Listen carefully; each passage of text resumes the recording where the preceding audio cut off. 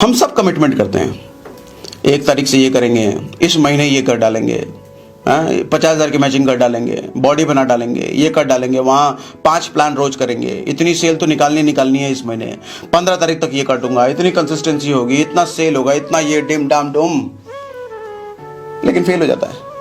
बुरा इसमें नहीं है कमिटमेंट फेल होना। कमिटमेंट फेल सबके होते हैं, सबके होते हैं, मेरे भी होते हैं, सबके होते हैं, कमिटमेंट फेल सबके होते हैं। लेकिन ये जो कामयाब होने वाले लोग होते हैं ना, पागल लोग, ये कमिटमेंट फेल होने पे अपने आप को सजा देते हैं, खुद को पनिश करते हैं, अपने आप को दंडित करते हैं।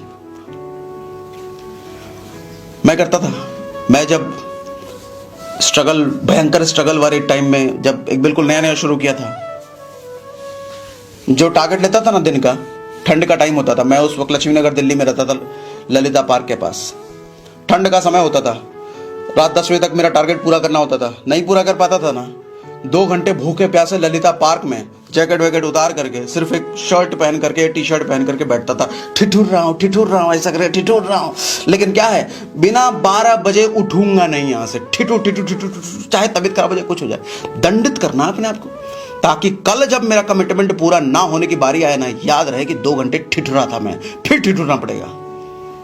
कभी नोट फाड़ दिया, 50 का नोट फाड़ दिया, 100 का नोट फाड़ दिया, अरे 100 का नोट बहुत वैल्यूएबल था उस टाइम में, और आज भी है, फाड़ दिया, ये काम नहीं हो, फाड़ दिया, और अपने आप को बोलता था कल भी अगर नहीं कर पाया, कल फिर फाड़ना पड़ेगा तुझे, अपने आप को ही बोलता था।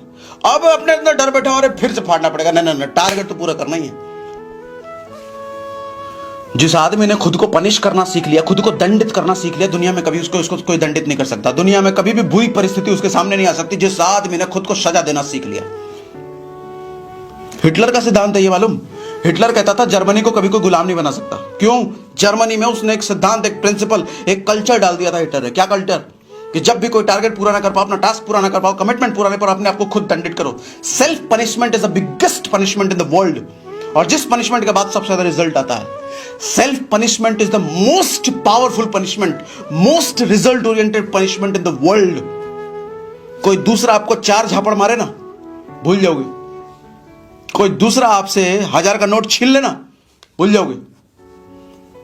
लेकिन खुद जब वो 1000 का नोट जलाना पड़े ना, 2000 का नोट का जलाना पड़े ना, इतना दर्द होता है भाई, इतना दर्द होता है, अगले दिन हिम्मत नहीं होगा करने का। और जब नहीं करना तो फिर काम पे लगोगे। वो कहता था भाई, सेल्फ पनिशमेंट का ये जो कल्चर मैंने डाला है ना, इसकी वजह से जर्मनी को कभी कोई गुलाम नहीं बना सकता, कभी कोई गुलाम नहीं बना पाया उसको, ये सेल्फ पनिशमेंट के कल्चर की वजह से। और हिटलर, बाप रे बाप, यूरोपियन कंट्री में शराब पीने का कल्चर होता है, क्योंकि ठंड वहां माइनस में होता है, शराब नहीं पिएंगे तो भाई साहब डिपेंडेंसी बन जाती है उनका शराब पर। हिटलर ऐसा आदमी शराब नहीं पिया, कभी शराब नहीं पीता था, इतना डिसिप्लिन्ड आदमी। सुबह 4 बजे उठता था वो, 4 बजे के 3 बजे उठता था वो। जिस समाज, जिस सोसाइटी में रह रहा है, उस सोसाइटी का कल्चर तक उसको इन्फ्लुएंस ना कर पाए। सोचो किस तरह का मेंटेलिटी का आदमी, माय गॉड। हमारे यहां, अरे उसने भी नहीं कर पाया, वो भी ज्वाइन किया था, हमारे हैं एक फूफा का लड़का है, उसने भी किया था ज्वाइन, वो भी नहीं कर पाया, तो हम कहां से कर लेंगे? मतलब हमने देखा कि ये भी नहीं कर पाया, वो भी नहीं कर पाया, हम भी नहीं कर सकते। अरे भाई साहब, वो हिटलर था, अपने कंट्री के, अपने मौसम के, वेदर के, कल्चर के अगेंस्ट अपने आप को बनाया। तुम्हारे यहां 4 लोगों से इन्फ्लुएंस होकर बैठे हो, नेगेटिविटी उसको कभी इन्फ्लुएंस नहीं कर सकती थी, गलत चीज उसको कभी इन्फ्लुएंस नहीं कर पाई, वो इतना मन का कठोर आदमी। और आज के टाइम में हमारा भाई साहब 4 आदमी बोल देना कि नहीं गड़बड़ काम कर रहे हो, इससे अच्छा तो कोई नौकरी कर लो। अरे हाँ यार, बात तो सही करा है, उसने भी यही बोला था, उसके पास गया था तो उसने भी यही कह रहा था, ठीक है कह रहा है, अपलाइन बेवकूफ है, ठीक है चलो यार, अपलाइन का फोन है बंद, उठाना बंद। इन्फ्लुएंस हो गए 4 आदमी से, अब तुम बनोगे कामयाब, तुम बनोगे करोड़पति। अच्छा हुआ नहीं बन पाए, बन जाते तो यही कहानी सुनाते थे क्या? मुझे 4 लोगों ने बोला था और मैंने छोड़ दिया। लक्ष्मी कभी भी ऐसे आदमी के पास जाती ही नहीं है जो मानसिक रूप से कमजोर होता है। पावर की बात हम कर रहे थे, पावर, ज्ञान, बुद्धि, जिसके पास ये तीनों नहीं है। पावर किस चीज का? पावर मतलब बली नहीं, वो डंबल वाला पावर नहीं, मानसिक पावर।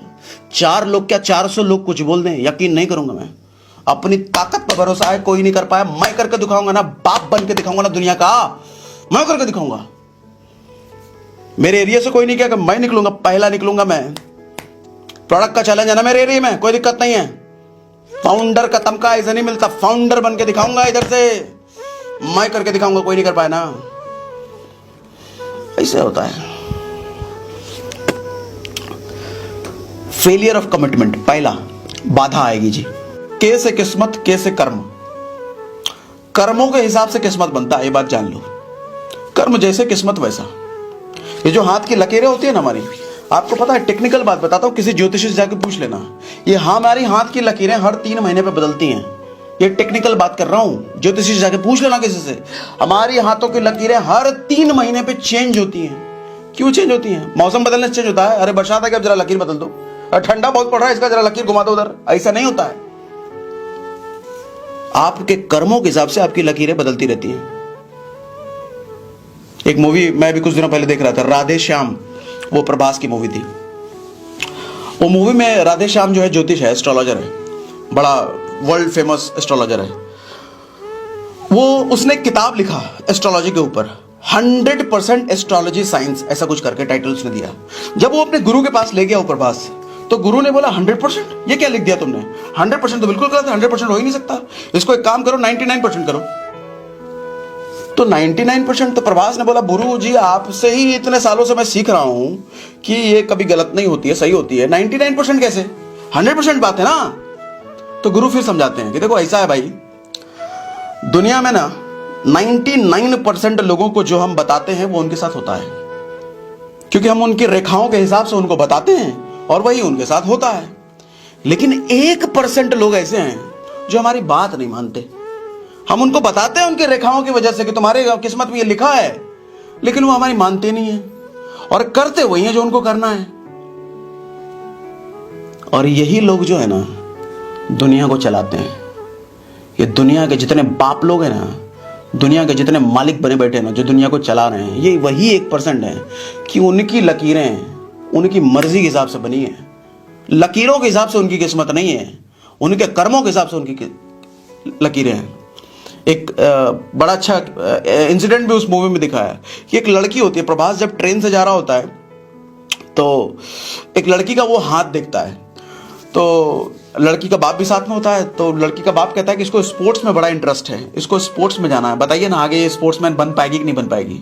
तो प्रभास कहता है स्पोर्ट्समैन नहीं बन पाएगी, पढ़ाई में ध्यान लगा तो ज़्यादा अच्छा है। तो लड़की बड़ा गुस्से हो जाती है, ये मेरी किस्मत का फैसला ये करेगा, मेरे हाथ की लकीरें करेंगी। बट नहीं मानी लड़की। प्रभास तो उतर गया अगले स्टेशन पे ट्रेन से, और ट्रेन जब आगे गई तो ट्रेन का हो गया एक्सीडेंट, और उस एक्सीडेंट में उस लड़की की हाथ खत्म। अब लड़की का सपना था स्पोर्ट्समैन बनने का, अब बिना हाथ की लड़की क्या स्पोर्ट्समैन बनेगी? तो प्रभास का कहना सही हो गया वहां पर। लेकिन लड़की थी जिद्दी, लड़की उन 1% वालों में से थी। लड़की प्रभास पे आई, प्रभास के पास बाद में मिलने आई। वो कहती है कि तुम्ही ने बताया था ना, मेरे हाथ में लकीरों में लिखा है कि मैं स्पोर्ट्स में नहीं जा सकती, और एक्सीडेंट हुआ, तो अब तुम्हारी बात तो सही हो गई भाई, लेकिन मैं मानूंगी नहीं उसको। वो लग गई प्रैक्टिस में वापस से बिना एक हाथ के, और पता नहीं कौन से गेम में, फुटबॉल में या कौन से गेम में, दुनिया की पहली वो महिला ऐसी बनी जी बिना एक हाथ के वो उस गेम में भैया टॉप पे चली गई। वो उस दिन प्रभास को एहसास हुआ कि सच में गुरुजी ने बोला था ना जो 1% वाली बात है, ऐसे लोग एग्जिस्ट करते हैं दुनिया में, लोग जो सच में ये इन लकीरों पर विश्वास नहीं करते, वो अपने कर्मों के हिसाब से अपनी लकीरें बनाते हैं। किस्मत का दरवाजा सर कर्मों से खुलता है, बाकी कोई ज्योतिष से नहीं खुल सकता, बाकी कोई कुछ नहीं कर सकता आपके लिए। आपकी किस्मत का दरवाजा अगर कोई खोल सकता है तो वो सिर्फ आप हो। आपके कर्म खोल सकते हैं, आपकी मेहनत खोल सकते हैं, आपकी तपस्या खोल सकती है। दूसरा कोई रास्ता नहीं है किस्मत का दरवाजा खोलने का, कोई रास्ता नहीं है।